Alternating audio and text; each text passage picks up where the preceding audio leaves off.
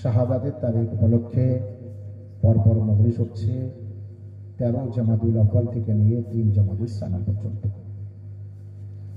3 জামাদুল সানি আগামী পরশু রবিবারের পরে রবিবার, সেই দিন পর্যন্ত 13 জামাদুল আউয়ালের আগে থেকে নিয়ে মজলিস হচ্ছে। পরপর আপনারা মজলিস শুনতে থাকবেন এবং আগামীকাল দুপুরেও আপনাদের দাওয়াত আছে কালীনগর মজলিসে। কালীনগরে মা ফাতেমা জাহরা সালাওয়াতুল্লাহ আলাইহার শাহাদাতের তারিখ উপলক্ষে মজলিস আছে কাল দুপুরে, এবং সেখানেও আপনারা যাবেন। একজন মাওলা চাহনেওয়ালা তিনি কিভাবে কোরআন হাদিসের রশনিতে ইসলামের চেপে রাখা ইতিহাসকে মানুষের সামনে তুলে ধরার জন্য তিনি আয়োজন করেছেন। আমরা সকলেই জানি কোরআন আল্লাহর পাক কিতাব, কোরআন মাজিদ আল্লাহর পুস্তক, আল্লাহর তরফ থেকে এসেছে। কোরআন মাজিদের মধ্যে যা আছে সব আল্লাহর বাণী আছে, আল্লাহর কালাম আছে। কোরআন পাঠিয়েছে আল্লাহ, এসেছে নবীর কাছে, মাঝখানে একজন আছে মাধ্যম, জানার মাধ্যমে এসেছে। তিনি হলেন ফেরেশতাদের সরদার জিবরাইল আমিন সাল্লাল্লাহু আলাইহি ওয়া সাল্লাম। জিবরাইল আমিন ফেরেশতাদের সরদার, তার মাধ্যমে কোরআন এসেছে। এটা মনে রাখবেন। দুনিয়ায় যদি আপনি কিছু পেতে চান তাহলে কিন্তু মাধ্যম তালাশ করতে হবে। বিনা কারোর কারণে, বিনা কারোর ওসিলায়, বিনা কারোর মাধ্যমে কেউ কিছু করতে পারে না। আপনি যদি লিখতে চান কলম ব্যবহার করতে হবে। আপনি যদি খেতে চান হাত ব্যবহার করতে হবে। আপনি যদি পানি চান তো আল্লাহ পানি দেয় কিন্তু মেঘের মাধ্যমে। মেঘ হয় তো পানি হয়। আপনি দেখবেন চোখের মাধ্যমে, শুনবেন কানের মাধ্যমে, ঠিক আছে? আপনি চলবেন পায়ের মাধ্যমে। তো প্রতিটা জিনিসের মাধ্যম আছে। আল্লাহ পর্যন্ত পৌঁছানোর মাধ্যম আছে। ঘরে দরজাবিহীন প্রবেশ করা যায় না। দরজা ছাড়া ঘরে প্রবেশ করলে তাকে চোর বলা হয়, তাই না? তাকে তো চোর বলা হবে যে ঘরে প্রবেশ করবে আর দরজা দিয়ে প্রবেশ করবে না, অন্য দিক দিয়ে প্রবেশ করবে, তাকে চোর বলা হবে। আমরা জানি দুনিয়ার মানুষ অনেক সময় আল্লাহ আল্লাহ করে, ডাইরেক্ট আল্লাহ পর্যন্ত পৌঁছাতে চায়, কিন্তু না, আল্লাহ পর্যন্ত পৌঁছাতে পারবেন না। আল্লাহ পর্যন্ত পৌঁছানোর একটি দরজা আছে। সে দরজা হলো নবী পাক এবং তার ইমামগণ, আইম্মাগণ। 14 মাসুমিন আলাইহিস সালাম হলো আল্লাহ পর্যন্ত পৌঁছানোর দরজা। যদি কেউ 14 মাসুমিন আলাইহিস সালাম ছাড়া আল্লাহ পর্যন্ত পৌঁছাতে চায়, হারগিজ সে পৌঁছাতে পারবে না। মানে আল্লাহর সাথে সম্পর্কই করতে পারবেন না, আল্লাহকে রাজি করতে পারবেন না। আপনি আপনার কথা, আপনার হাজাত, আপনার যা কিছু আল্লাহ পর্যন্ত পৌঁছাবেন দরজা দিয়ে পৌঁছাতে হবে। সেই দরজা হলো নবী ও আলে নবী। 14 মাসুমিন আলাইহিস সালাম সেই দরজা। বর্তমান সেই দরজা আমাদের যুগের ইমাম, ইমামে জামানা জাল্লাহু ফরাদ শরীফ সাল্লাল্লাহু আলাইহি ওয়াসাল্লাম। তো আল্লাহ 28 পারা সূরা হাশরের 7 নম্বর আয়াতের মধ্যে ইরশাদ করছে, মা আতাকুম রাসূলু ফাহুযুহু ওয়া মা নাহাকুম আনহু ফান্তাহু। পরিষ্কার ঘোষণা করেছে, আমার রাসূল যা তোমাদের দেবে সেটাই নেবে, যেটা আমার রাসূল দেবে না সেটা নেবে না। রাসূলুল্লাহ দিয়েছেন আমাদের নামাজ, আমরা নিয়েছি। দিয়েছে রোজা, আমরা নিয়েছি। দিয়েছে হজ, আমরা নিয়েছি। দিয়েছে কোরআন, আমরা নিয়েছি। দিয়েছে ইসলাম, আমরা নিয়েছি। দিয়েছে কলেমা, আমরা নিয়েছি। রাসূলুল্লাহ যা দিয়েছেন আমরা নিয়েছি। সেই রাসূলুল্লাহ এই যা দিয়েছেন এর মধ্যে মূল্যবান সম্পদ দিয়ে দিয়েছেন আমাদের। আর সেই মূল্যবান সম্পদ হলো তার আলা আওলাদ। সাল্লাল্লাহু মুহাম্মদ ওয়া আলিহি। তার আওলাদ দিয়েছেন এবং বলে দিয়েছে, আমার উম্মতিরা আমার আওলাদ বিহীন আমাকে মানতে পারো না। আমাকে ভালোবাসো, আমাকে মানো, আমার সাথে মহব্বত করো, প্রেম ভালোবাসা করো, কিন্তু আমার আল আওলাদের দ্বারায়, আমার আল আওলাদকে মেনে, আমার আহলে বাইত, যাকে আমরা আহলে বাইত আলাইহিস সালাম বলি, তো নবীর আহলে বাইত আলাইহিস সালাম ছাড়া আমরা নবীকে মানতে পারি না। আর 14 মাসুমিন আলাইহিস সালাম ছাড়া আমরা আল্লাহ পর্যন্ত পৌঁছাতে পারি না। সাল্লাল্লাহু মুহাম্মদ ওয়া আলিহি। মাশাআল্লাহ, এইভাবে হরিপুর গ্রামের মমিন ও মমিনা, আপনারা যে সময় মতো এসে গিয়েছেন, এতে আপনাদের অনেক ধন্যবাদ জানাই। কিছু গুরুত্বপূর্ণ কথা আমি আলোচনা করতে পারবো, কারণ একটি ইতিহাস চেপে রাখা হয়েছে, গোপন করা হয়েছে, একেবারে সত্য ইতিহাস, সঠিক ঘটনা, কিন্তু মানুষ জানে না। মানুষ জানে না কেন? জানানো হয়নি। আপনি জানেন মা ফাতেমা জাহরার কবর যেখানে আছে,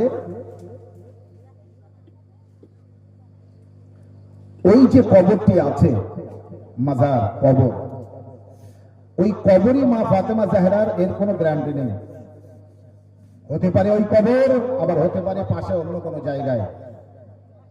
মা ফাতেমা জাহরা সালাওয়াতুল্লাহ আলাইহার শাহাদাতের তারিখ দুইটি, 13 জামাদুল আউয়াল অথবা 3 জামাদুল সানি। রাসূলুল্লাহর ওয়াফাতের পরে ফাতেমা জাহরা শাহাদাত বরণ করেছেন 75 দিন পর অথবা 95 দিন পর। এই দুটো রবায়েত কেন? ব্যক্তি এক, তারিখ দুটো হবে কেন? মৃত্যু তারিখ একটা হয় না, দুটো? একদিন মারা গিয়েছে তো মৃত্যু তারিখ একটা হবে, দুটো কেন হবে? মা ফাতেমা জাহরার মৃত্যু তারিখ দুটো কেন? তো এটা যখন আপনি গবেষণা করবেন তখন জানতে পারবেন মা ফাতেমা জাহরা সালাওয়াতুল্লাহ আলাইহা নিজের স্বামী মাওলা আলী আলাইহিস সালামের কাছে বলেছিলেন, আলী, আমার জানাজা রাতের অন্ধকারে তুলবে, আমার জানাজায় ওই ব্যক্তিরা যেন শরীক না হয় যারা আমার উপরে অত্যাচার করেছে, যারা আমার ঘরে আগুন দিয়েছে, যারা আমার গর্ভের সন্তান মহসিনকে মেরে ফেলেছে, তারা যেন আমার জানাজায় না আসে। আর আলী, আমাকে মাটি দেওয়ার পরে আমার কবরের নিশানি মিটিয়ে দিও, আমার কবরের চিহ্ন রেখো না। বোঝা গেল? আমরা জানি আমাদের মধ্যে কেউ মারা গেলে কবরের চিহ্নটা রাখতে চাই, কমস কম 40 দিন কবরে জিয়ারত করতে যায় বাড়ির কেউ না কেউ, সন্ধ্যের আগে যায় না? কবরের নিশানি রাখা হয়। মা ফাতেমা জাহরা সালাওয়াতুল্লাহ আলাইহা ওসিয়ত করছে, আমার কবরের নিশানি রেখো না। কেন? কেন তিনি বলছেন কি আমার জানাজা রাতের অন্ধকারে তুলবে? কেন তিনি বলছেন ওই ব্যক্তিরা যেন আমার জানাজায় শরীক না হয়?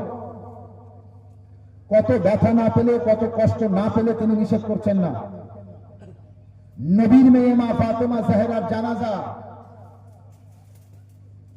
100 লোক হয়েছে তাও না, 50 লোক হয়েছে তাও না, 20 জন হয়েছে তাও না, আঙুলে গোনা কয়েকটা মানুষ বাড়িতে যারা ছিলেন তারাই মা জাহরার জানাজা তুলেছেন।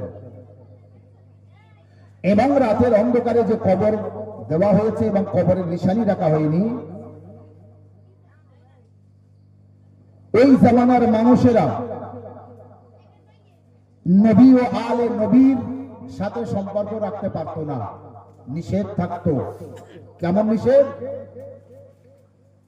রাসূলুল্লাহর ওয়াফাতের কিছুদিন পর এক ব্যক্তি নিজেকে লিডার দাবি করলো, করার পরে সে এক ব্যক্তিকে বলছে, তুমি কুফায় যাও এই কাজ নিয়ে। একটি কাজের জন্য কুফায় পাঠাচ্ছে মদিনা থেকে। পাঠানোর সময় সেই ব্যক্তি যাকে পাঠাচ্ছে তার সাথে মদিনা পুরো পার করে একেবারে যেখানে শেষ দরজা, শেষ সীমানা, সেই পর্যন্ত পৌঁছেছে। পৌঁছানোর পরে এই ব্যক্তি বলছে যে, লিডার, তুমি জানো আমি তোমার সাথে এই পর্যন্ত কি জন্য এসেছি? তো বলে, আমি নবী সাহাবী, এই সম্মানার্থে, ইজ্জতের জন্য তুমি আমাকে এগিয়ে দিতে এসেছো? বলে, না, আমি এই জন্য আসিনি, আমি এসেছি তোমাকে বলতে, তুমি কুফায় যাচ্ছ যাও, কিন্তু মনে রেখো ওখানকার মানুষ কোরআন পড়তে ভালোবাসে, ওদেরকে কোরআন পড়তে দেবে, নবীর হাদিস যেন করো না, নবীর হাদিস যেন বয়ান করো না। আর যদি আমার কথা না শোনো, নবীর হাদিস ওখানে বয়ান করো, তোমার উপরে আমি নজরদারি রাখছি, তোমার খবর আছে, তোমার ভালো হবে না, বিপদ অবশ্যই তোমার ঘাড়ে এসে পড়বে তুমি যদি ওখানে গিয়ে নবীর হাদিস বয়ান করো। এমন বহুত ঘটনা আছে নবী পাকের হাদিস বয়ান করা নিষেধ করা হয়েছে। তাহলে কত বড় চক্রান্ত হয়েছিল এবার বুঝতে পারছেন? তার মানে যদি নবীর হাদিস বয়ান করে তো কি হাদিস বয়ান করবে? নবীর হাদিস অনেক আছে, তার ভিতরে এই হাদিসগুলি তো আগে আসবে না। আনা ওয়া আলী মিন নূরিন ওয়াহিদ, রাসূলুল্লাহ বলেছে আমি আর আলী একই নূরের সৃষ্টি। হুসাইন মিন্নি ওয়া আনা মিনাল হুসাইন, হুসাইন আমার থেকে আমি হুসাইন থেকে। ফাতিমা তো বাযাতুম মিন্নি, ফাতিমা আমার টুকরা, ফাতিমা আমার অংশ। ইয়া আলী আনতা কাসিমুন নার ওয়াল জান্নাহ, আলী তুমি জান্নাত জাহান্নামের বণ্টনকারী। ইয়া আলী আনতা বিমানজিলাতি হারুন মিন মুসা ইল্লা নাবিয়্যা মিন বা'দি, আলী তোমার সাথে আমার ওইরূপ সম্পর্ক যেমন হারুন ও মুসার, কিন্তু আমার পরে কোনো নবী নেই। মান কুনতু মাওলা ফাহাজা আলীউন মাওলা, রাসূলুল্লাহ বলেছেন আমি যার মাওলা আলী তার মাওলা।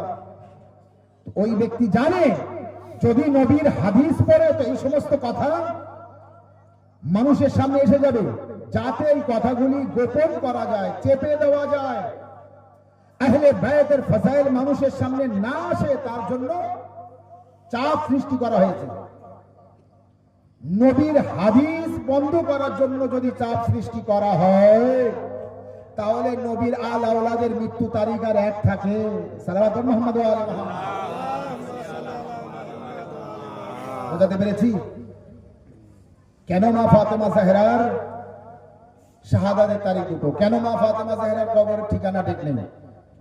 এই জন্য রাবায়াতের মধ্যে আছে, বড় বড় আলিম উলামা আয়াতুল্লাহরা বলছেন আখেরি ইমাম যখন আসবেন, মা ফাতেমা জাহরার শেষ সন্তান যখন আসবেন, তিনি মা ফাতেমা জাহরার কবরের পাশে দাঁড়িয়ে বলবেন এই আমার দাদি ফাতেমার কবর। যেটা কবর আছে ওটা হয় তা ওটা দেখাবেন, আর ওটা যদি না হয় পাশে কোথায় কবর আছে সেটাই দেখাবেন।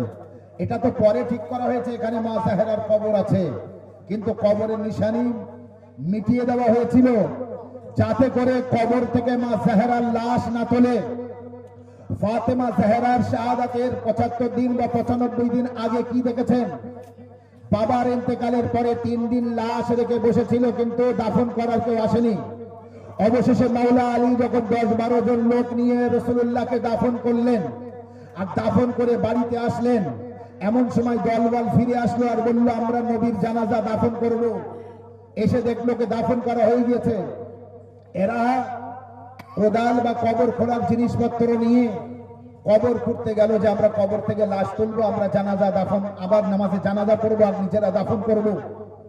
কিন্তু কিছু কয়েক পা এগিয়ে যেতে না যেতে এদের নজর পড়ল রাসূলুল্লাহর কবরের উপরে একটি বাঘ বসে আছে।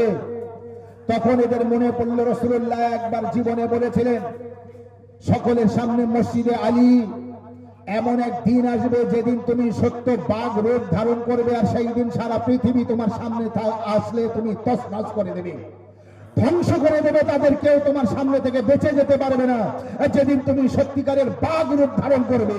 এরা যখন দেখলো নবীর কবরের উপরে বাঘ আছে তো এরা ফিরে আসলো। এদের মনে পড়লো যে রাসূলুল্লাহ বলেছিল আলী তুমি একদিন বাঘ রূপ ধারণ করবে। তো এরা যখন রাসূলুল্লাহর মা জাহরার মনে পড়েছে, এরা যদি আমার বাপের কবর খুঁড়তে যায় তো এরা আমার কবর খুঁড়েও বার করতে পারে। আলী তুমি আমার কবরের নিশানি যেন রেখো না।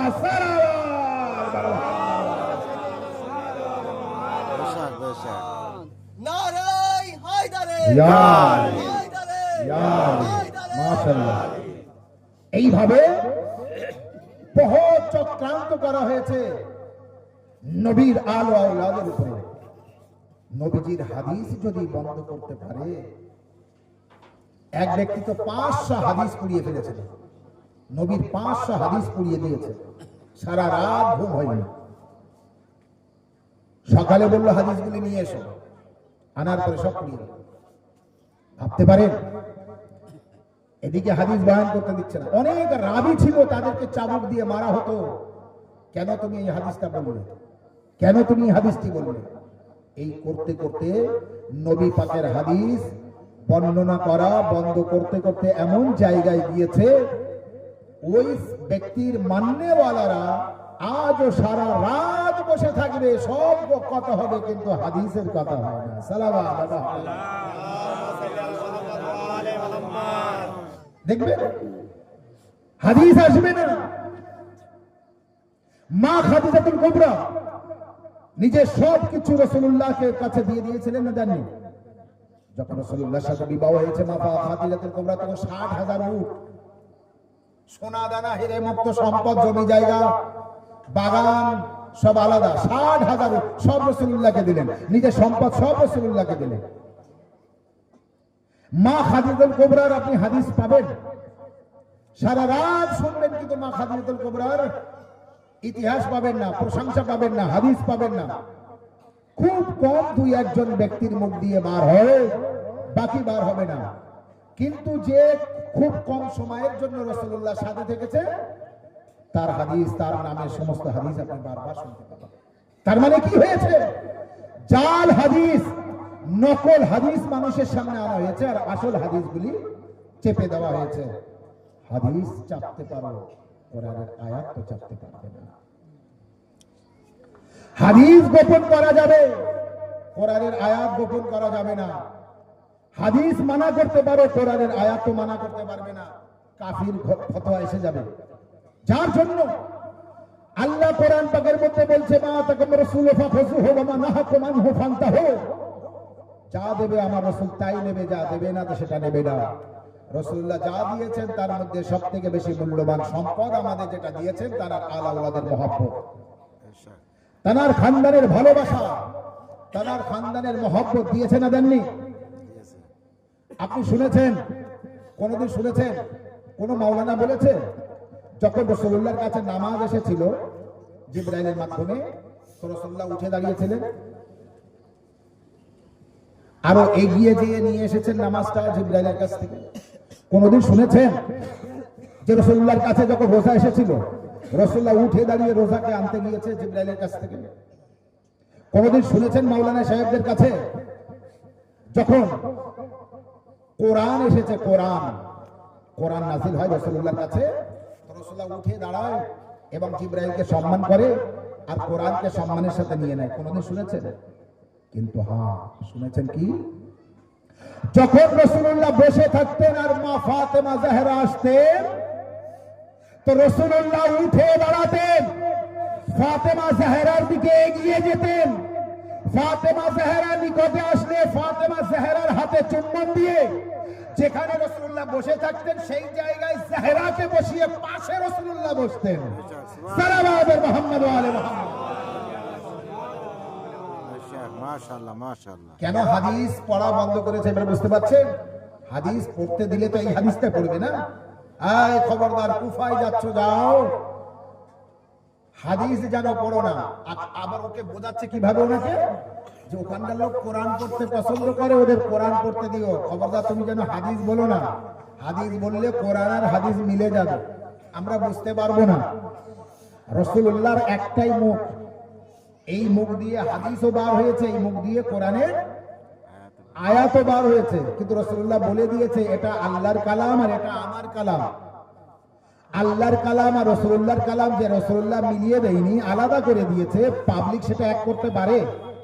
পাবলিকের ক্ষমতা নেই, কিন্তু ওকে বোঝানো এই জন্য যে এক হয়ে যেতে পারে, মিলে যেতে পারে, মিশে যেতে পারে, তাই ওদের কোরআন পড়তে দিও, যেন হাদিস পড়ো না। ঘটনা এই জায়গায়, হাদিস পড়লে আহলে বায়তের প্রশংসা হবে, হাদিস পড়লে মানুষ আহলে বায়তের প্রশংসা জানবে না। প্রশংসা জানে তো আমার, জানো কি না, জান্নাতে যখন রাসূলুল্লাহ ভ্রমণ করবেন তো আমার হাত ধরে ভ্রমণ করবেন। ভাবতে পারছেন হাদিস কোথা থেকে কোথায় নিয়ে এসেছে? সেই ব্যক্তি বলছে তার হাত ধরে ঘোরাবেন। এটাও বয়ান করছে যে আল্লাহ ওই ব্যক্তির হাত ধরে জান্নাত ঘোরাবেন। রাসূলুল্লাহর নাম বলে হয়নি আবার আল্লাহ। কারোর হাত ধরতে গেলে তারও হাত প্রয়োজন না। আমি আপনার হাত ধরবো তো কি দিয়ে ধরবো? আমার হাত দিয়ে। তো আল্লাহ যদি কারোর হাত ধরে তো আল্লাহরও হাত আছে। আল্লাহর হাত আছে? আল্লাহর হাত নেই। নিজের প্রশংসা করতে গিয়ে নাউজুবিল্লাহ নাউজুবিল্লাহ কখনো কখনো রাসূলুল্লাহকেও ছোট করে ফেলেছে, কখনো কখনো আল্লাহকেও সাধারণ মানুষের সাথে তুলনা করে ফেলেছে। কিন্তু যারা আহলে বায়ত আলাইহিস সালামকে মানে, যারা আহলে বায়ত আলাইহিস সালামকে জানে, আজ পর্যন্ত মা ফাতেমা জাহরার সেই সত্য ঘটনা লুকিয়ে রেখেছে, মানুষের সামনে বয়ান করা হয়নি। আপনি জানেন মাইকের আওয়াজ যতদূর যাচ্ছে শুনবেন, গবেষণা করবেন, রিসার্চ করবেন, আর না পারলে নবীর মেম্বারে একটাও মিথ্যা বলছি না, কোরআন ও হাদিসের কথা বলছি, মেনে নেবেন। ইহকাল ভালো হবে, পরকালও ভালো হবে। কি মা ফাতেমা জাহরার মাত্র 18 বছর বয়স। কত? 18 বছর বয়স। ফাতেমা জাহরা সালাওয়াতুল্লাহ আলাইহা 18 বছর বয়সে তিনি নামাজ পড়তেন বসে বসে। তার ডান হাত তুলে দোয়ায় কুনুত করতে পারতেন না, ডান হাত দিয়ে তাসবিহ করতে পারতেন না। 18 বছর বয়সে তার মাথার চুল পেকে সাদা হয়েছিল। তিনি একটি মারসিয়া পড়তেন, সুব্বাত আলাইয়া মাসাইব ওয়া আন্নাহা সুব্বাত আলাল আইয়াম সিরনা লায়ালিয়া। বাবা, তোমার পরে যে মুসিবত আমার উপরে পড়েছে, ভরা দিনে পড়লে এই দিন আর দিন থাকতো না, রাত হয়ে যেত, অন্ধকার হয়ে যেত। আপনি গবেষণা করুন মা জাহেরা কেন এই মারসিয়া পড়লেন, মা জাহেরার 18 বছর বয়সে কেন চুল পাকলো, মা জাহেরা 18 বছর। আচ্ছা, রাসূলুল্লাহ যতদিন বেঁচে ছিলেন ততদিন মা জাহেরা দাঁড়িয়ে, রাসূলুল্লাহর ইন্তেকালের 3 দিন পর এমন কি ঘটনা ঘটলো মা জাহেরার বাড়িতে যে ফাতেমা জাহেরা আর দাঁড়িয়ে নামাজ পড়তে পারে না, বসে বসে নামাজ পড়তে হয়? কারণ কি? এই সত্য ঘটনাকে চেপে দিয়েছে মানুষ। তাই আমাদের আয়াতুল্লাহরা বলছেন ফাতেমা জাহেরার শাহাদাতের তারিখ পালন করো ওইভাবে যেভাবে আশুরা পালন করো, যেভাবে 10ই মুহররম পালন করো, কালো পোশাকে থাকো। মা জাহেরার ওই সত্য ঘটনা মানুষের সামনে তুলে ধরো। ইমাম আলাইহিস সালাম বলেছেন, আমাদের চতুর্থ ইমাম, আমাদের ষষ্ঠ ইমাম আলাইহিস সালাম বলেছেন, যদি কোনো ব্যক্তি ফাতেমা জাহেরার উপরে যে জুলম অত্যাচার হয়েছে না জানে কোনো ব্যক্তি, আর নিজের পরিবারকেও না জানায়, তো সে আমাদের উপরে জুলুম করলো। কথাটা আরেকবার রিপিট করছি। ইমাম আলাইহিস সালাম মাসুম আলাইহিস সালাম বলছেন, আমার দাদি ফাতেমা জাহেরার উপরে যে জুলম অত্যাচার হয়েছে, এই ঘটনা যে ব্যক্তি জানবে না আর নিজেও যদি জানে নিজের পরিবারকে জানালো না, সে আমাদের উপরে জুলুম করলো, আমাদের উপরে অত্যাচার করলো। তার মানে কি বুঝলেন আপনি? ফাতেমা জাহেরার জীবনী আমার আপনার জানার প্রয়োজন আছে না নাই? ফাতেমা জাহেরার উপরে জুলম অত্যাচার কি হয়েছে এগুলি জানার প্রয়োজন আছে না নাই? আছে। আপনি কিভাবে জানবেন? যদি ফাতেমা দিবস ফাতেমিয়া পালন না করেন, মা জাহেরার শাহাদাতের তারিখ পালন না করেন, তো জানবেন কিভাবে? মা জাহেরার এই প্রথম শাহাদাতের তারিখ থেকে লাস্ট শাহাদাতের তারিখ পর্যন্ত প্রতিটি ঘরে ঘরে মজলিস হবার দরকার আছে, প্রতিটি ইমাম বাড়িতে মজলিস হবার দরকার আছে। যদি উভয়ে মিলে মজলিস করতে পারেন তো ভালো, নতুবা 5-10 জন 20 জন মহিলাদের নিয়েও যদি মজলিস করতে হয়, মা জাহেরার শাহাদাতের তারিখ পালন করুন। ওইভাবে পালন করুন যেভাবে আয়াতুল্লাহরা বলেছেন আশুরার মতো পালন করতে হবে। একদিন মানুষ বলতো আশুরা মানে কি, আশুরা মানে কি? এত আশুরা আমরা পালন করেছি, আর বলে না আশুরা মানে কি। এখন জেনে গিয়েছে আশুরা মানে 10ই মুহররম, আর 10ই মুহররম মানে ইমাম হুসাইন আলাইহিস সালামকে শহীদ করেছে মালউন লানাতি ইয়াজিদ। এটা মানুষ জেনে গিয়েছে। 10ই মুহররম পালন করতে করতে যেমন মানুষ ইয়াজিদের বিষয় জেনে গিয়েছে, মা জাহেরার শাহাদাতের তারিখ আশুরার মতো করে পালন করতে করতে এমন একদিন আসবে মানুষ জেনে যাবে মা জাহেরার হত্যাকারী কে, মুহসিনকে শহীদ করেছিল কে, ফাতেমা জাহেরার পেটে লাথি মেরেছিল কে, ফাতেমা জাহেরার গালে চড় মেরেছিল কে, ফাতেমা জাহেরার হাতে চাবুক মেরেছিল কে। আপনি জানাবেন না মানুষকে? আপনি জানবেন না এই সমস্ত ঘটনা? চেনেন ফাতেমা কাকে বলে? আল্লাহ যখন বলছে ইয়া আদম উসকুন আনতা ওয়া যাওজুকাল জান্নাতা ফাকুলা মিন হাইসু শি'তুমা ওয়া লা তাকরাবা হাযিহি শাজারাতা ফাতাকুনা মিনাজ জালিমিন। আল্লাহ আদম আলাইহিস সালামকে সৃষ্টি করার পরে আদম ও হাওয়াকে বলছে ইয়া আদম উসকুন আনতা ওয়া যাওজুকাল জান্নাতা ফাকুলা মিন হাইসু শি'তুমা ওয়া লা তাকরাবা হাযিহি শাজারাতা ফাতাকুনা মিনাজ জালিমিন। হে আদম, তুমি আর তোমার স্ত্রী জান্নাতে যাও, জান্নাতে যেখানে পারো থাকো, খাও দাও, ঘুরো ফিরে সব করো, কিন্তু এই গাছের ধারে যেন যেও না। যদি যাও জালিমদের মধ্যে হয়ে যাবে। যদি গাছের ধারে যাও তো জালিমদের মধ্যে হয়ে যাবে। বলুন ওই গাছটি কি গাছ? ওই গাছের মধ্যে কি আছে যে গাছের ধারে গেলে জালিমদের ভিতরে হবে? নবীর মধ্যে প্রথম নবী আদম আলাইহিস সালাম, মানুষের মধ্যে প্রথম মানুষ আদম আলাইহিস সালাম। আদম আলাইহিস সালাম যখন জান্নাতে গেলেন, তো আদম আলাইহিস সালাম জান্নাতে গিয়েছেন, তো ভাবলেন, মনে চিন্তা ভাবনা ছিল কি আমি মানুষের মধ্যে প্রথম, নবীর মধ্যে প্রথম, আমার আগে আর কেউ নাই। আমি প্রথম, আমার আগে কিন্তু কেউ নাই। কিন্তু জান্নাতের ভিতরে আদম আলাইহিস সালাম যাওয়ার পরে দেখলেন নূরানি একটি মেয়ে ঘুরে বেড়াচ্ছে, যার মাথায় একটি তাজ আছে, গলায় একটি হার আছে, দুই কানে দুইটি দুল আছে। সালাওয়াত মুহাম্মদ ওয়া আলাইহি। আদম আলাইহিস সালামের চিন্তা ভাবনা, কোথায় গেল? আওয়াজ দিল পরওয়ারদিগার, ইয়ে আবার কে? পরওয়ারদিগার, ইয়ে কে? তুমি আমাকে জান্নাতে পাঠিয়েছো, আমি জানি জান্নাতে আমি আছি আর আমি প্রথম, আমার আগে কেউ নেই। কিন্তু জান্নাতের ভিতরে কে আছে? নূরের একটি নারী ঘুরে বেড়াচ্ছে, মেয়ে, যার মাথায় একটি তাজ আছে, মুকুট আছে, গলায় একটি হার আছে, দুই কানে দুইটি দুল আছে, নূরানি, নূরের চেহারা, নূরানি একটি মেয়ে ঘুরে বেড়াচ্ছে। হে আল্লাহ, কে? আওয়াজ আসলো, আদম, যাদের সাদকায় আমি তোমাকে সৃষ্টি করেছি তারা। সালাওয়াত মুহাম্মদ ওয়া আলি মুহাম্মদ। যাদের জন্য তোমার তওবা কবুল হবে, যাদের জন্য তোমাকে আমি নবী বানিয়েছি, যাদের জন্য তোমার আমি সেজদা করিয়েছি। হে আদম, তুমি, তোমার মনে চিন্তা ভাবনা ছিল আমি সর্বপ্রথম, আমার আগে আর কেউ নেই। না, আমি এই কায়নাত কিছুই সৃষ্টি করতাম না যদি এই যাদের দেখছে এনাদের সৃষ্টি না করতাম। আদম আলাইহিস সালাম বলছে, আল্লাহ এ কারা, আমাকে একটু পরিচয় দাও। তখন আওয়াজ দিচ্ছে, এগিয়ে আসুন, ঢাক দিয়ে আসুন, আসা যাবে, সামনে আসুন, এগিয়ে আসুন। সালাওয়াত মুহাম্মদ ওয়া আলি। আচ্ছা, আর আপনি একটু দূর করতে এগিয়ে আসুন না সবাই, পিছনের দিক থেকে যারা এগিয়ে আসুন, এগিয়ে আসুন। সালাওয়াত মুহাম্মদ ওয়া আলি। মাশাআল্লাহ। আচ্ছা, মেয়েদের বসার জায়গা কোথায় আছে? আপনারা বসার জায়গাটা করে দিন। আর আপনারা একটু এগিয়ে আসুন, পিছনে যারা আছেন এগিয়ে আসুন। সালাওয়াত মুহাম্মদ ওয়া আলি মুহাম্মদ।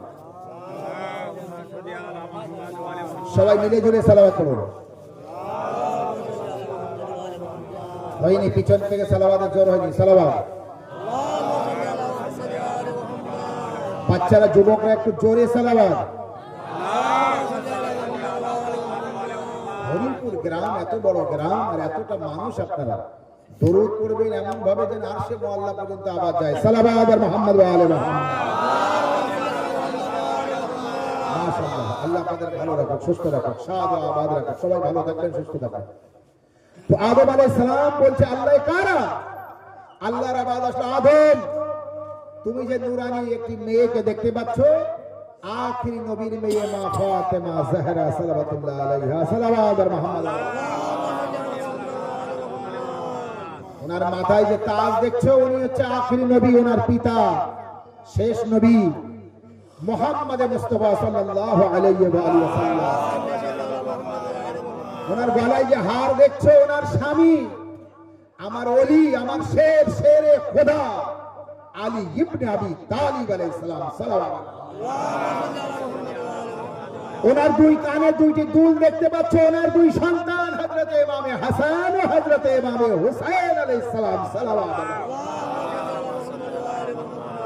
হে আদম, আমি আসমান সৃষ্টি করতাম না, জমিন সৃষ্টি করতাম না। আল্লাহ পরিষ্কার করেছে না হাদিসে কুদসির, হাদিসে কিসার মধ্যে, ইন্নিমা খালাকু সামআম মাদিয়া ওয়ালা আরদাম মাদিয়া ওয়ালা কামরাম মুনীরা ওয়ালা শামসাম মাদিয়া ওয়ালা ফালাকা ইয়াদুরু ওয়ালা বাহরা ইয়াজরি ওয়ালা ফালকা ইয়াসরি ইল্লা ফি মুহাম্মাদ হাওলাইল খামসুল্লাযিনা তাহতাল কিসা। হে জিবরাইল, হে আসমানবাসীরা, জমিনবাসীরা শোনো, হে মালায়েকারা শোনো, না আমি আসমান সৃষ্টি করতাম না, জমিন না, চন্দ্র না, সূর্য না, নদী না, নালা না, খাল না, বিল না, পাহাড় না, পর্বত না, হাওয়া না, বাতাস না, জোয়ার না, ভাটা না, রাত না, দিন না, সূর্য না, আলো না, অন্ধকার না, মানুষ না, জিন না, ফেরেশতা, আমি আল্লাহ কিছুই সৃষ্টি করতাম না। কিন্তু করেছি এই চাদরের মধ্যে যে 5 জন আছে, তাদের মহব্বতে সৃষ্টি করেছি। সালাওয়াত মুহাম্মদ।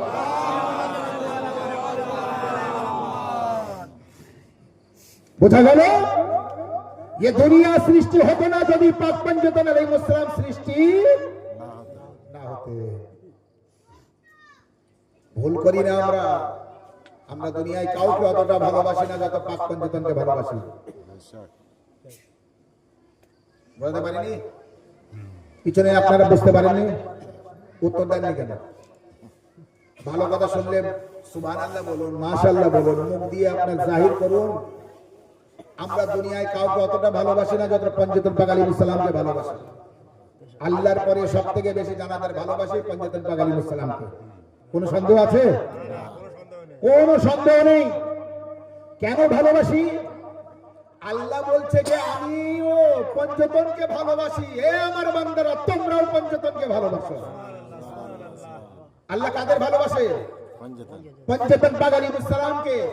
আর আল্লাহ এই কায়নাতকে সৃষ্টি করেছে কাদের ভালোবাসায়? पंजतन পঞ্চতন পাক আলাইহিস সালামের ভালোবাসায়।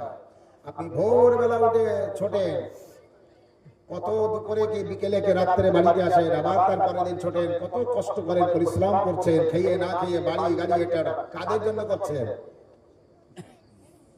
ছেলের জন্য, মেয়ের জন্য, স্ত্রীর জন্য, পরিবারের জন্য এসব করেন না?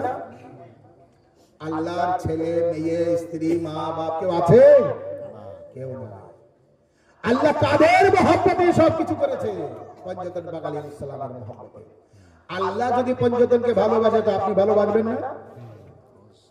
নবী যদি ফাতেমা জাহরাকে দেখে উঠে দাঁড়ায় তো নবীর উম্মতির সুন্নত না এটাই? নবীর উম্মতির সুন্নত হবে ফাতেমা জাহরাকে দেখলেই উঠে দাঁড়াতে হবে। আমরা ফাতেমা জাহরার মর্যাদা বুঝতে পারি তো চাদরে তাতহীরে ফাতেমা জাহরা বিহীন আয়াতে তাতহীর সম্পূর্ণ হয়েছে? ফাতেমা বিহীন মুবাহেলা সম্পূর্ণ হয়েছে? ফাতেমা জাহরাকে বুঝবেন। ফাতেমা জাহরা জান্নাতে যখন আদম আলাইহিস সালাম গিয়েছে তো আদম আলাইহিস সালামের পরিচয় করে দিচ্ছে আল্লাহ, হে আদম তুমি আর তোমার স্ত্রী জেনে নাও যাদের সাদকায় আমি কায়নাত সৃষ্টি করেছি, যাদের সাদকায় আমি তোমাকে সৃষ্টি করেছি তারা সর্বপ্রথম, আর তারা হলো মুহাম্মদ, আলী, ফাতেমা, হাসান ও হুসাইন আলাইহিস সালাতু ওয়াস সালাম। এই পঞ্চতন পাক আলাইহিস সালামকে সৃষ্টি না করলে আমি কিছুই সৃষ্টি করতাম না। সালাওয়াত মুহাম্মদ। কেন মা ফাতেমা জাহরার উপরে নির্যাতন হলো? কেন মা ফাতেমা জাহরার উপরে এত কষ্ট হলো? ফাতেমা বুঝুন কাকে বলে। জীবনে কোনোদিন যা মাওলা আলীর কাছে চায়নি। মাওলা আলী আলাইহিস সালাম বলেছে ফাতেমা আমার মনে এই কষ্ট থাকবে। বলে আবুল হাসান কি কষ্ট? বলে তুমি তোমার জীবনে কোনোদিন আমার কাছে কিছু চাও না। আমি কাল হাসরের ময়দানে বলতে পারবো যে আমার স্ত্রী আমার কাছে কিছু চেয়েছিল আমি দিয়েছিলাম। আমি কাল হাসরের ময়দানে বিশ্ব নবীকে বলতে পারবো আপনার মেয়ে কিছু চেয়েছিল আমি দিয়েছিলাম, কিন্তু তুমি কিছু আমার কাছে চাও। ফাতেমা কিছু চাও? ওই সময় মাওলা আলী আলাইহিস সালাম ফাতেমা জাহরার কাছে এই কথা বলছেন যখন মা জাহরা অসুস্থ ছিলেন, জ্বর হয়েছিল, ক্লান্ত ছিলেন। ফাতেমা জাহরা বললেন আলী তুমি বলছো যখন তাহলে আমার জন্য একটি ডালিম ফল নিয়ে এসো।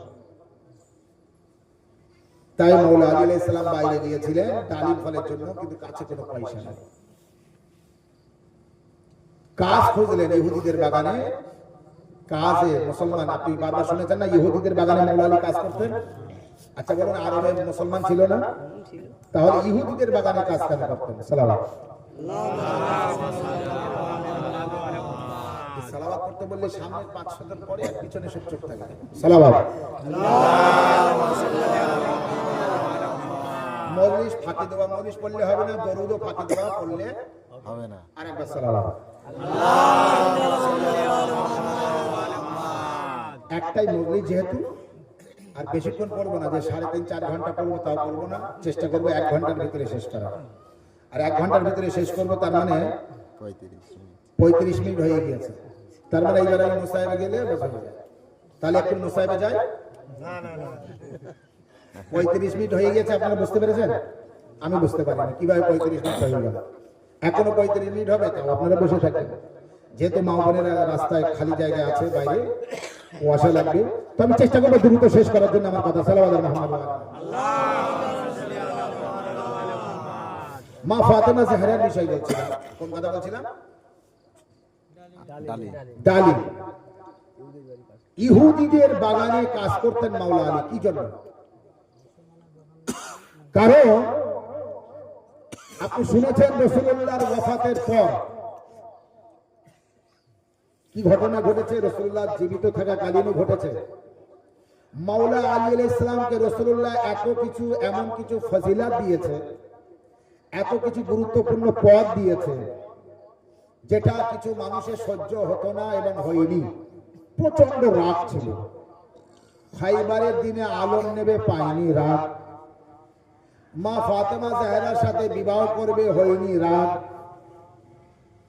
কাবা ঘরের দরজা সবার বন্ধ করে দিয়েছে, রাসূলুল্লাহর ঘরের দরজা খোলা। আর মসজিদ নববীর ঘরের দরজা, আশপাশে যাদের ঘরের দরজা আছে মসজিদ নববীর উপর দিয়ে আর কেউ যেতে পারবে না। দুটো ঘরের দরজা খোলা থাকলো, আর সবার ঘরের দরজা বললো বন্ধ, অন্য দিক দিয়ে যাওয়া আসা করো। এক রাসূলুল্লাহর ঘর আর এক মাওলা আলী আলাইহিস সালামের ঘর। রাগ হবে না? হবে না? দরজা বন্ধ করে দিল, আলম দিল না। ফাতেমার সাথে বিয়ে করব সেটাও মেনে নিল না, বলল আল্লাহ যেটা করবে সেইটাই। কি না আল্লাহ বিচার হবে, আল্লাহর বিচার এটাই। মসজিদ নববীতে বলে দিলেন আলী ও ফাতেমার বিয়ে আমার হাতে না। আলী ও ফাতেমার বিয়ে আল্লাহ নবী কি বললেন? আমার হাতে না, আল্লাহর হাতে। এরপরে রাসূলুল্লাহর কাছে খবর আসলো আল্লাহর তরফ থেকে, বলে দাও। আল্লাহ নবী বলে দিলেন আজ রাতে আসমান থেকে একটি তারা এসে যার বাড়িতে যাবে ফাতেমার বিয়ে তার সাথে হবে। সালাওয়াত মুহাম্মদ। শেষ বিচার, এরপরে আর কোনো কথা নেই না? আজ রাতে, পিছন পর্যন্ত যারা আছেন, আজ রাতে আসমান থেকে তারা আসবে, যার বাড়িতে যাবে ফাতেমার বিবাহ তার সাথে হবে। ওই রাত্রে যে সন্ধে হলে ঘুমিয়ে পড়তো, ওই রাত্রে সারা রাত সব বেদারি করেছে। সব বেদারি যার নাম নামাজের পাটির থেকে উঠেনি। আল্লাহ অনেক কিছু চেয়েছি পাইনি, আজকে তারাটা যেন আমার ঘরে আসে, আজকে তারাটা যেন আমার ঘরে আসে, আজকে তারাটা যেন আমার ঘরে আসে। দেখুন, মানুষের সেরা মানুষ সারা পৃথিবীর মধ্যে কে? রাসূলুল্লাহ সাল্লাল্লাহু আলাইহি সাল্লাম। আর তার জামাই হব আমি, অতএব ফাতেমার বিবাহ আমি করব, তাই তারা যেন আমার ঘরে আসে। যে দোয়া না করা সেও করছে, যে মোনাজাত না করা সেও করছে, যে হাত না তোলা সেও তুলছে, দোয়ার উপরে দোয়া করছে। এমন সময় রাতের অন্ধকারে দেখা গেল আসমান থেকে একটা তারা খসে জমিনের দিকে আসছে। ও কি আনন্দ! দোয়া করেছে, আল্লাহ পাঠিয়েছে আমার ঘরে আসবে।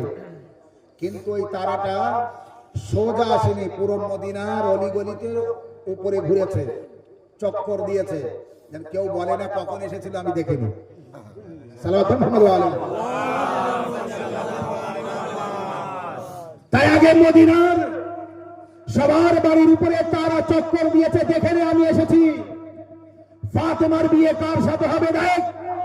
তারা আসলো সোজা রাসূলুল্লাহর ঘরের সামনে। আগে অন্যদিকে চক্কর দিয়ে রাসূলুল্লাহর ঘরের সামনে এসে ওখান থেকে তারা চক্কর দিচ্ছে, দেখছে, দেখতে দেখতে দেখতে ওখান থেকে তারা সোজা সব থেকে আরবের ছোট্ট একটি কুঁড়ে ঘর হযরত আলী ইবনে আবি তালিবের ঘরের দরজা দিয়ে ভিতরে প্রবেশ করলো। সাল্লাল্লাহু আলাইহি ওয়াসাল্লাম।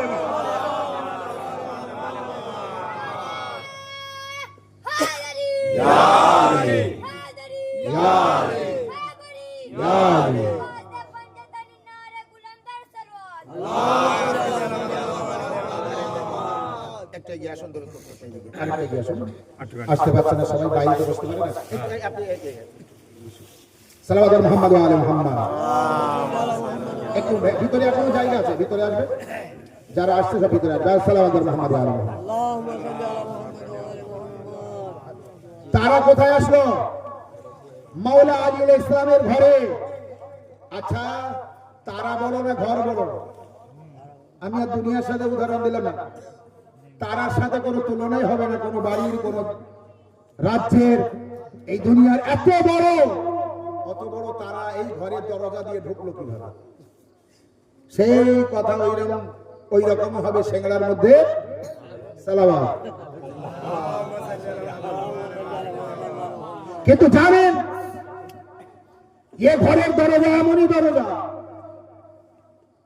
হাসান ও হোসেন বলছে আম্মা কাল তো ঈদ, সবাই নতুন নতুন পোশাক পরে নামাজে যাবে, আমাদের নতুন পোশাক। ফাতেমা জাহরার মুখ দিয়ে বার হলো একটি কথা, তোমাদের পোশাক দর্জির কাছে আছে। কার কাছে? দর্জির কাছে। বলতে পারেন আপনি বুকে হাত রেখে মাথায় কোরআন রেখে মা জাহরা কোন দর্জির বাড়িতে গিয়েছিলেন? হাসান ও হোসেন নিয়ে গিয়েছিলেন, মাপ দিয়েছিলেন। তাহলে জাহরা দর্জির বাড়িতে বললেন, যদি এই কথা সত্য না হয় তো নাউজুবিল্লাহ মিথ্যে বলেছেন। প্রমাণ করতে হবে। কাল এখনো আসেনি, বলার কিছুক্ষণ পরেই ঘরের মধ্যে জাহরা, ঘরের দরজায় শিকল লড়ল। ফাতেমা জাহরা আওয়াজ দিচ্ছেন ভিতর থেকে, কে? দরজার বাইরে থেকে উত্তর আসছে, হাসান ও হোসাইনের দর্জি, পোশাক নিয়ে এসেছি। আল্লাহু আকবার। হাসান ও হোসাইনের দর্জি, পোশাক নিয়ে এসেছি। বোঝা গেল আল্লামা মাওদুদী আলাইহির রহমা বলছেন, বড় বড় আলিম ওলামা আয়াতুল্লাহরাও বলেছেন, ইসলামের সমস্ত ইতিহাস লেখকরা লিখেছেন, হাসান ও হোসেনের দর্জি কোন মানুষ আসেনি, জান্নাতের ফেরেশতা এসেছিল। আল্লাহ বলছে, হে জান্নাতের ফেরেশতা, ওই জান্নাতে হাসান ও হোসেনের পোশাক আছে, নিয়ে যাও। আর হাসান মা জাহরার ঘরে যাও। যাবার পরে দরজার শিকল নাড়া দেবে, ভিতরে প্রবেশ করবে না। জাহরা যদি বলে কে, উত্তর দিও না যেন ফেরেশতা, উত্তর এটাই দেবে, হাসান ও হোসেনের দর্জি। খবরদার যেন নিজের গ্রাভিটি ওখানে বর্ণনা করো না, নিজের মর্যাদা ওখানে দেখাবে না। জাহরার মুখ দিয়ে যে শব্দ বার হয়েছে সেটাই বলে নিজের পরিচয় দেবে।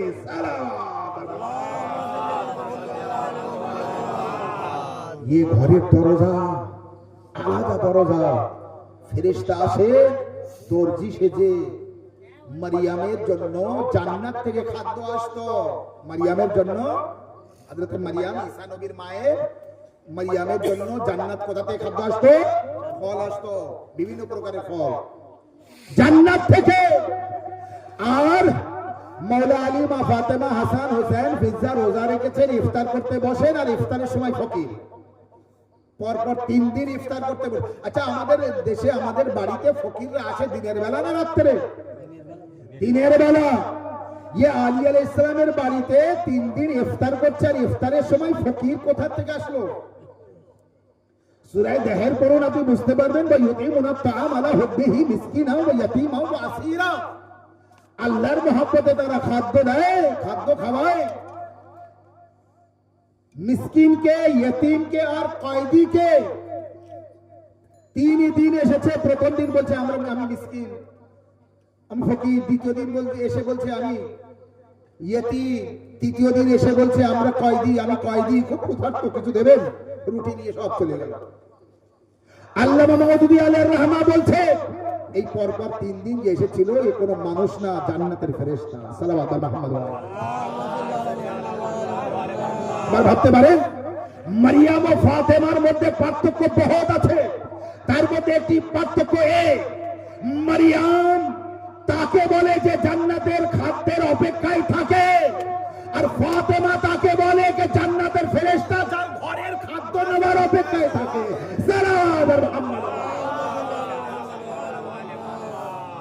লব্বাইক ইয়া জাহরা। লব্বাইক। ফাতেমা আলী, ফাতেমা একটা ডালি দিয়ে এসো। আলী আলাইহিস সালাম গেলেন। নবী জামায়ে হযরত আলী আলাইহিস সালাম নবীর শাহাদাতের পর এসে বলেছিলেন, বাড়িতে আসে ফাতেমা বলে, আলী তোমার মুখ কালো কেন? বলে, জানো ফাতেমা, এরা আমার আর কেউ সালাম করে না। সালাম করবে কারা? মুসলমান না ইহুদি খ্রিস্টান? মুসলমান। মুসলমান। তাহলে মুসলমানরা মাওলা আলীর সাথে কি ব্যবহার করছে দেখুন। আলী আলাইহিস সালাম বলছে, এরা আমার সালাম করে না।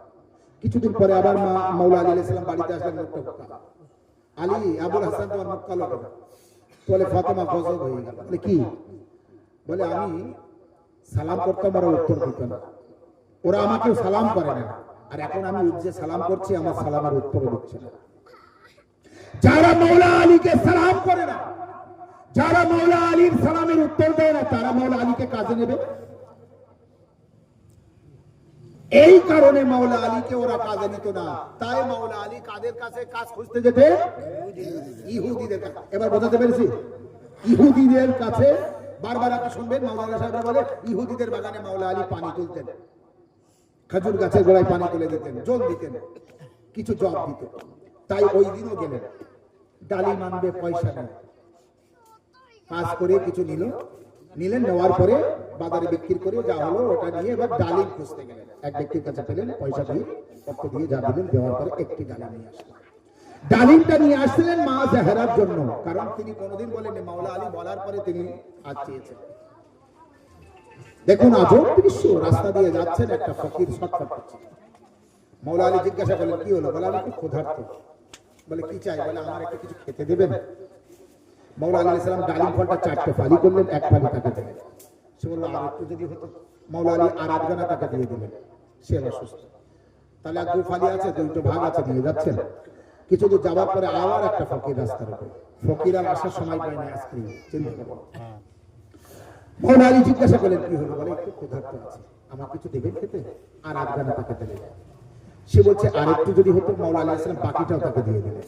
খালি হাতে বাড়ি ফিরে যাচ্ছে। ভাবো, দুনিয়ার কোন মানুষ হলে এই কাজ করবে? এই কাজ করবে না। কিন্তু মাওলা আলী আলাইহিস সালাম যে স্ত্রীর জন্য বলে তার মুখ থেকে শুনে তাই নিয়ে যাচ্ছেন, এত কষ্ট করে সেই ডালিমটা ফকিরকে দিয়ে খালি হাতে বাড়িতে যাচ্ছে। আল্লাহু আকবার। চিনুন মা জাহেরা কাকে বলে, জানুন একবার মাওলা আলী কাকে বলে। মাওলা আলী আলাইহিস সালাম খালি হাতে বাড়িতে ফিরলেন। যেই নাকি বাড়িতে গেলেন, মা জাহেরা বড় একটি খানজার থালা সাজানো, কাপড় দিয়ে ঢাকা, মাওলা আলী আলাইহিস সালামের কাছে পেশ করলেন। আবুল হাসান, মানে হাসানের পিতা। অনেক সময় মায়েরা বড় সন্তানের নামে বা তার স্বামীকে ডাকতো না, আমাদের দিকে ডাকে না, অমুকের বাপ। মা জাহেরার বড় ছেলের নাম কি? বড় সন্তানের নাম হাসান। মাওলা আলী আলাইহিস সালামকে কি বলে ডাকতেন? আবুল হাসান, মানে হাসানের বাবা। বুঝাতে পেরেছি? তো মা জাহেরা বলেন আবুল হাসান, এই না বিসমিল্লাহ। মাওলা আলী আলাইহিস সালাম বসলেন। বসার পরে খানজার থালার উপর থেকে কাপড়টা সরিয়ে দেখেন এক খানজার থালা ডালিম ফল সাজানো আছে। মাওলা আলী আলাইহিস সালাম জিজ্ঞাসা করলেন, ফাতেমা, এই এতটা ডালিম কোথায় পেয়েছো? আর মাওলা আলী আলাইহিস সালাম যে একটা ডালিম এনেছিলেন না, ওই সময় ডালিমের সিজন না, সারা মার্কেট খুঁজে পাননি। এক ব্যক্তি ব্যবসা করতো, তার কাছে গেলেন, যাওয়ার পরে দেখলেন একটাই ডালিম আছে। সেই একটা ডালিম ওখান থেকে কিনে আনলেন, আর মার্কেটে কোনো ডালিম নেই। মাওলা আলী আলাইহিস সালাম বলতে, ফাতেমা, এতটা ডালিম কোথায় পেয়েছো? ফাতেমা জাহরা উত্তর দিলেন, আলী, আবুল হাসান, এই তোমার আসার আগেই এক ব্যক্তি দরজায় পাশে দাঁড়িয়ে শিকল নাড়া দিল। আমি গেলাম তো বললো এই তোফা আছে, নিয়ে নিন। আমি তোফা নিয়ে নিলাম। আমি প্রশ্ন করলাম কে পাঠিয়েছে? বলে আলী পাঠিয়েছে। কে পাঠিয়েছে? বলে আলী পাঠিয়েছে। মাওলা আলী আলাইহিস সালাম বললেন, ফাতেমা, অবশ্যই এই ডালিম আলী পাঠিয়েছে, তবে জমিনের আলী না, আসমানের আলী। জমিনের আলী একটা ডালিম দাম করে দিয়েছে, আসমানের আলী 1000 থালা ডালিম পাঠিয়ে দিয়েছে।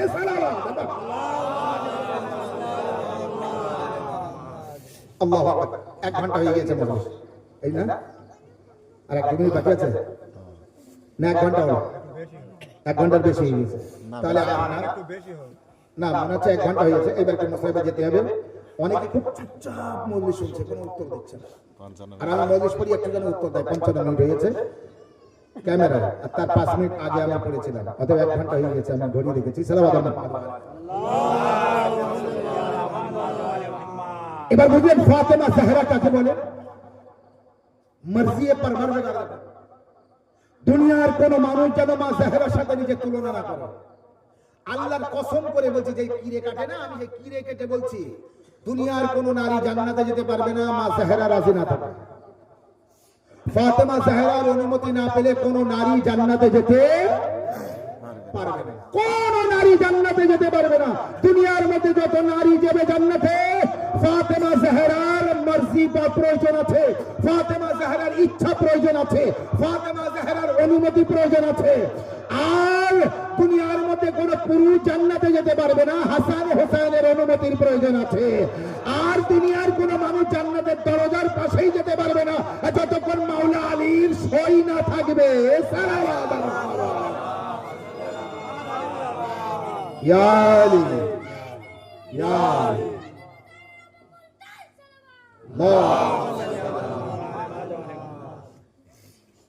জাহরাকে রাজি করবেন।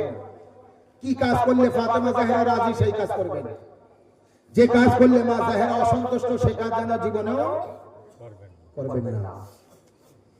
আপনি ইতিহাস পড়েন, আর যদি পড়ার সুযোগ না থাকে বা পড়তে না পারেন, কোনদিন কোন সময় মাওলানা সাহেব পেলে তার কাছ থেকে উঠবেন না।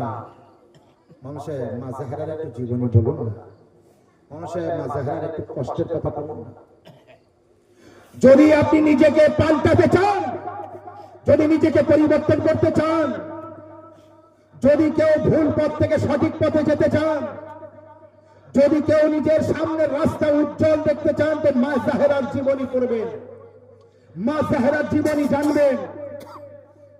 আল্লাহর কসম করে বলছি, আহলে বাইতের মাযহাবের বাইরের লোক যত নিজের মাযহাব ছেড়ে আহলে বাইতে আসছে, সবাই মা জাহেরার জীবনী পড়ে, সবাই মা জাহেরার ঘটনা পড়ে।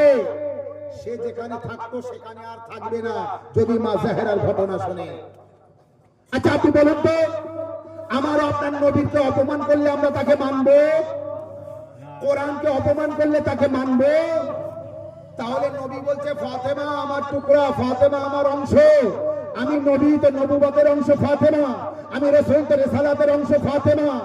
আমার হাত আমার অংশ না, আমার কান আমার অংশ না, আমার চোখ আমার অংশ না, আমার মাথা আমার অংশ না, আমার পা আমার অংশ না, অংশ তো?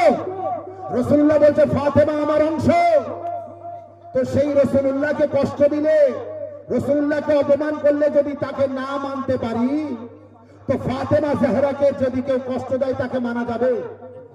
ফাতেমা জাহরাকে যে ব্যথা দেবে তার সাথে মহব্বত করা যাবে না। বরং রাসূলুল্লাহর যদি অপমান করে তাকে আমরা ঘৃণা করব। রাসূলুল্লাহর মেয়ে ফাতেমা জাহরাকে কেউ যদি অপমান করে, কষ্ট দেয়, ব্যথা দেয়, তাকেও আমরা ঘৃণা করব। করব না করব না? তাকেও আমরা ঘৃণা করব। আর এই কারণে ফাতেমা জাহরার শাহাদাতের তারিখ পালন করতে হবে। যদি কোনোদিন সবাই সুযোগ পায়, আমি পুরো হিস্ট্রি ঘটনা একেবারে যা আছে খুলে বলবো আপনাদের সামনে। কিছু মজবুরি আছে যার জন্য খুলে বলতে পারি না। আপনারা সব বুঝতে পেরেছেন আর পারছেন। জাহেরার কষ্টের কাছে কোনো কষ্ট নেই। এই কয়েকটি দিনের মধ্যে যত ব্যথা হোক না কেন, যত কষ্ট হোক না কেন, যত বিপদ থাকুক না কেন, আমরা যেন মা জাহেরার কষ্টকে না ভুলি। কেন মা জাহেরাকে কষ্ট দিল? যে ব্যক্তি মা জাহেরাকে কষ্ট দিয়েছে তাকে মানা যাবে না। আরো সব থেকে বড় কষ্ট, মা জাহেরার হত্যাকারী, জাহেরার গর্ভের সন্তান মুহসিনের হত্যাকারীকে মানুষ মাথায় করে রেখেছে। এর থেকে আর কষ্ট থাকে? মাওলা গাজী আব্বাস আলমদার, দেখুন আপনার সব থেকে বড় কষ্ট, আপনি পানি পিপাসা লেগেছে আপনার, একটা কষ্ট। এর থেকে বড় কষ্ট কোনটা বলুন তো? পিপাসা লেগেছে আর সামনে পানি আছে আর আপনি পান করতে পারছেন না। বোঝাতে পেরেছি কত কষ্ট?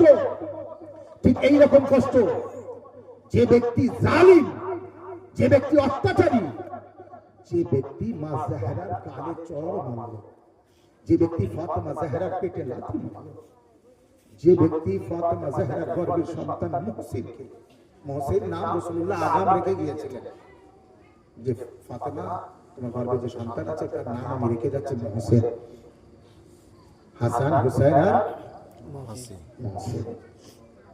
সেই মুহসিনকে শহীদ করলো যে ব্যক্তি। আচ্ছা মুহসিন কিভাবে শহীদ হয়েছিল? গর্ভবতী মহিলারা খুব ভালো জানেন, যার গর্ভে সন্তান থাকে সে সবসময় সাইডে থাকে, ভিড়ে যায় না যাতে তার আঘাত না লাগে, এবং সবাই চেষ্টা করে ওর আঘাত করবো না, কারণ গর্ভে সন্তান আছে। কত বড় জালিম অত্যাচারী, কত বড় শয়তান বেদিন বদমায়েশ ছিল। মা জাহেরার গর্ভে সন্তানকে শহীদ করল। কিভাবে শহীদ করেছে আপনারা সকলেই জানেন। এই জন্য ফাতেমা জাহেরার কষ্ট, যখন মা জাহেরা দরবারে গিয়েছিলেন নিজের হক পাওয়ার জন্য, দরবারে গিয়েছিলেন ফেদাকের বাগান ফিরে পাওয়ার জন্য, দরবারের লোক ফিরিয়ে তো দেয়নি, আরো 4 ঘন্টা জাহেরাকে দাঁড়াতে ধরে রেখেছে, কেউ বুঝতে পারেনি।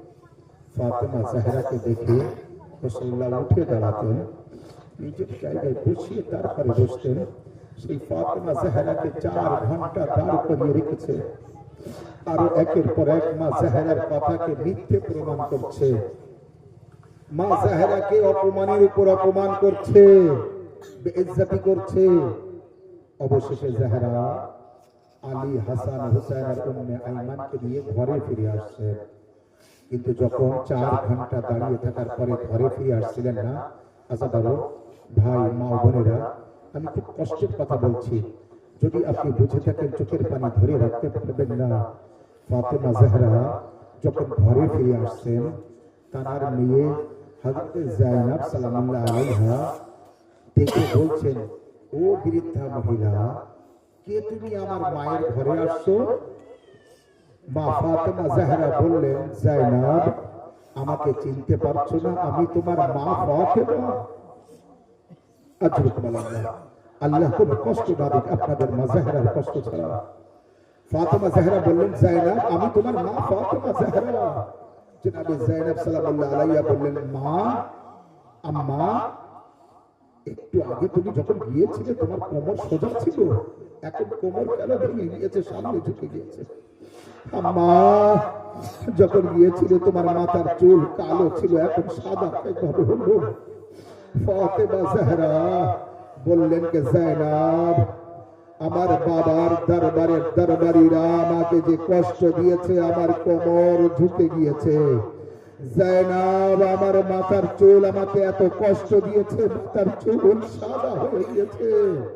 আপনি জানেন ছোট্ট সাকিনা, তার মাথার চুল সাদা হয়ে গিয়েছিল কষ্টে। ফাতেমা জাহরা বলছে, যায়েনব, আমার মাথার চুল সাদা হয়ে গিয়েছে। একবার জনাবে যায়েনব বললেন, কে আম্মা, দরবারের ওরা যখন আপনার হক দেবে না তো গিয়েছিলেন কেন দরবারে? ফাতেমা জাহরা বলছেন, যায়েনব, এই কথা সবাই আমাকে বলুক, তুমি বলো না। যায়েনব, আমি দরবারে গিয়েছি, সারাবির দরবার না। আমি দরবারে গিয়েছি, আমার মাথা খালি ছিল না। আমি দরবারে গিয়েছি, আমার পিঠে চাবুক মারেনি। আমি দরবারে গিয়েছি, আমার হাতে দড়ি বাঁধা ছিল না। কিন্তু যায়েনব, এমন একদিন আসবে তোমাকে সারাবিদের দরবারে নিয়ে যাবে। এই যায়েনব, তোমার মাথা খালি থাকবে।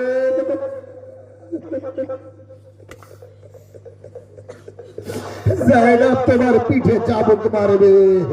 যায়েনব, জালেমরা তোমার হাতে দড়ি বাঁধবে।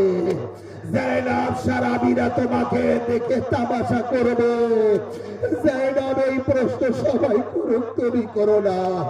আজরু কমান আল্লাহ, ফাতেমা জাহরার উপরে কত কষ্ট। জাহরার যখন জালিমরা আসলো 3 বার, আলীকে বার করে দাও। ফাতেমা জাহরা বললেন, আমি নবীর মেয়ে, আলী তুমি ঘরে বসো, আমি দরজার পাশে দাঁড়াচ্ছি। ওরা আমাকে দেখে নিশ্চয়ই ফিরে যাবে, কারণ ওরা জানে নবীর মেয়ের কত বাচ্চারা আছে, নবীর মেয়ের কত ইজ্জত আছে। ফাতেমা জাহরা দরজার পাশে দাঁড়ালেন। জালিমরা আওয়াজ দিল, আলীকে বার করে দাও। ফাতেমা জাহরা বললেন, আলী বাইরে যাবে না। তখন ওরা বলছে, আমরা কিন্তু ঘরে আগুন জ্বালিয়ে দেব। হাতে আগুন আর লাঠি নিয়ে এসেছে। দরজা, জাহরার ঘরের দরজায় আগুন লাগিয়ে দিল। দরজা ভাঙার চেষ্টা করছে, ভাঙছে না তো লাঠি মারছে। জাহরা যখন দরজা একটু খুলে গেল, জাহরা দরজায় হাত দিয়ে আছে। এক জালিম ফাতেমা জাহরা ডান হাতে এমন করে চাবুক মারলো, জাহরা ওই দিনের পর থেকে ওই হাত তুলে আর দোয়াই করুক পড়তে পারতেন। ওই দিনের পর থেকে আর ডান হাতে তাসবিহ পড়তে পারতেন না।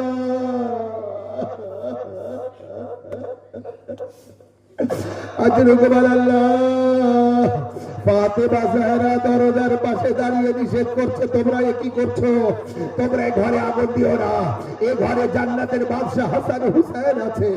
এ ঘরে নবীর জামাই আলী আছে, এ ঘরে নবীর মেয়ে ফাতেমা আছে। আরে তোমরা ওই ঘরে আগুন দিচ্ছ যে ঘরে ফেরেশতারা যাওয়া আসা করে, যে ঘরের দরজায় নবী দাঁড়িয়ে সালাম করে। কেউ শুনলো না, দরজায় আগুন দিয়ে লাথি মারতে থাকে।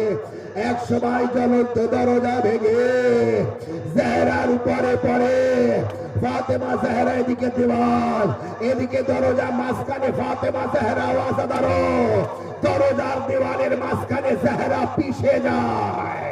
দরজার একটি গুল পেরেক পুড়ে আগুনে লাল হয়ে গেছিল, সেই গুল পেরেক মা জাহরার শরীরে ফুটে যায়।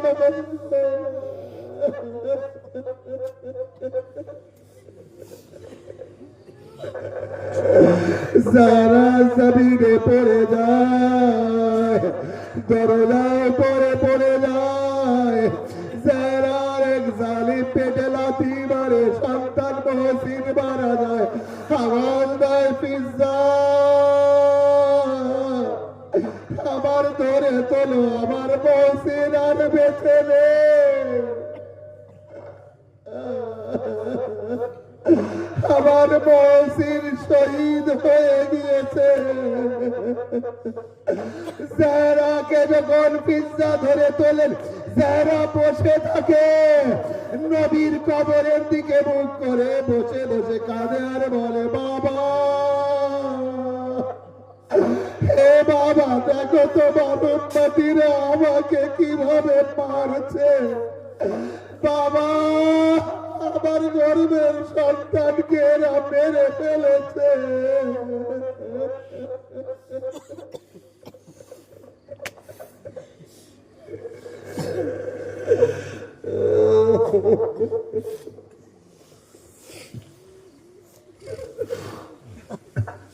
ইন্না লিল্লাহি ওয়া ইন্না ইলাইহি রাজিউন। ردا بقضاء وتسليما لأمره وسيعلم الذين ظلموا أي منقلب ينقلبون.